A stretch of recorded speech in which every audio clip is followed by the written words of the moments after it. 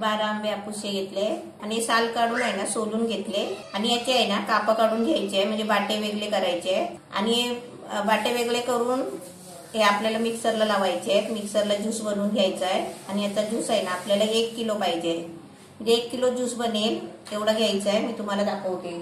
मी आंबे सोललेले बाटे काढून घेतले आणि हे आहे ना त्याची काप काढून घेतली पातळ आणि मिक्सरला लावून त्याची पेस्ट बनवली. आता मिक्सरला लावून असं बारीक करून घ्यायचं आणि चालणीने चालून घ्यायचं. हे असं सर्व चालणीमध्ये आहे ना टाकायचा आणि हे चमच्याने असं हलवायचं, म्हणजे हात नाही भरायचा कारण हाताला सगळा ज्यूस लागतो ना, म्हणजे चमच्याने कसं चालून घ्यायचा. खाली बघा ज्यूस पडलाय कसा. आंबे मिक्सरला लावून चालणीतून चाळून घेतले, गाळून घेतले आणि त्याचा 1 किलो रस घेतलाय. हे बघा 1 किलो रस आहे, बरोबर 1 किलो मापून घ्यायचा. आणि त्याच्यासाठी हा आपल्याकडे जर काचेचा बाऊल असेल ना तर हे 2 वाट्या साखर घ्यायची, म्हणजे ही 2 वाट्या मी हे साखर घेतली आहे. म्हणजे ही निली वाटी तुमच्याकडे अशा पद्धतीची असेल ना तर ही 1 वाटी साखर घ्यायची, म्हणजे 2 बाऊल मापायची गरज नाही. आता मी तुम्हाला आहे ना पुढे काय करते ते मी तुम्हाला दाखवते. हा तर सर्व मला रस आहे ना आटवून घ्यायचा आहे आणि त्याच्यानंतर तुम्हाला मी साखर कधी टाकायची आणि ते मी तुम्हाला सांगते. गॅस पेटवलाय आणि मीडियम आहे गॅस.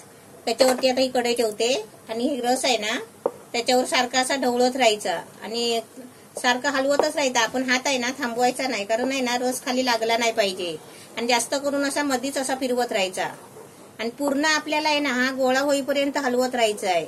आणि जेव्हा साखर टाकायची ना तेव्हा मी तुम्हाला सांगेन.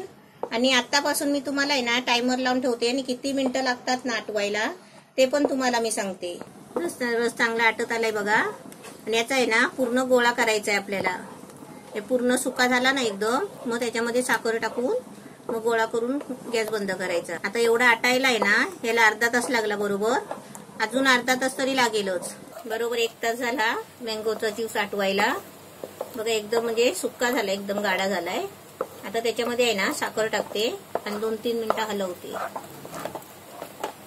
साखर घेतले,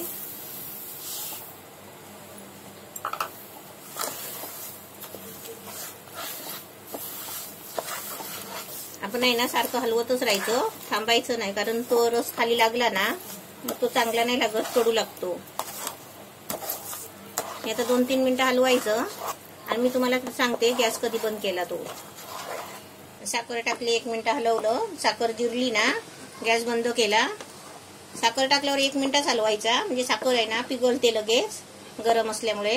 आता गॅस बंद केलाय आणि असं थोडं हलवत राहिलं ना 5 मिनिटं असं हलवत राहायचं, म्हणजे साखर सगळीकडे लागते. आता आपलं मस्त रेडी झालेलं आहे. आता तुम्हाला आहे ना थंड केल्यावर दाखवते आणि डब्यात भरून ठेवायचं. आता ही मस्त एकदम रेडी झालेलं आहे. आता तुम्ही म्हणाले काकी काय करते आंब्याचं, तर हे मी आहे ना हापूस आंब्याचा मावा बनवलाय. हा मावा आहे ना चांगला वर्षभर टिकतो चांगला. आता डब्यात भरून आहे ना फ्रीजमध्ये ठेवायचा.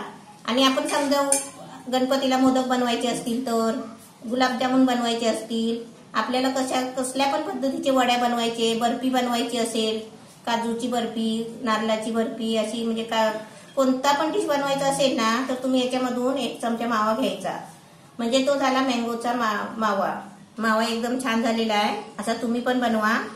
आणि आता समजा तुम्ही आता आंबे चालू झालेले आहेत, आता तुम्हाला आंब्याचे डिश बनवता येणार नाही घाई गडबडीने, म्हणून तुम्ही आहे ना ह्या आंब्याचा मावा बनवा आणि बनवून ठेवा. आणि कधी पण तुम्हाला टाइम भेटेल ना तेव्हा तुम्ही आंब्याच्या वस्तू बनवा, डिशेस बनवा, म्हणजे रेसिपी. आंब्याचा रस 1 किलो होता, तो आटवून बघा किती झालाय, म्हणजे दुधासारखाच प्रकार आहे याचा पण. त्याचा मग मस्त छान झालाय. असा तुम्ही पण बनवा. आणि घाई गडबडीमध्ये आंब्याचे डिशेस बनवत राहू नका.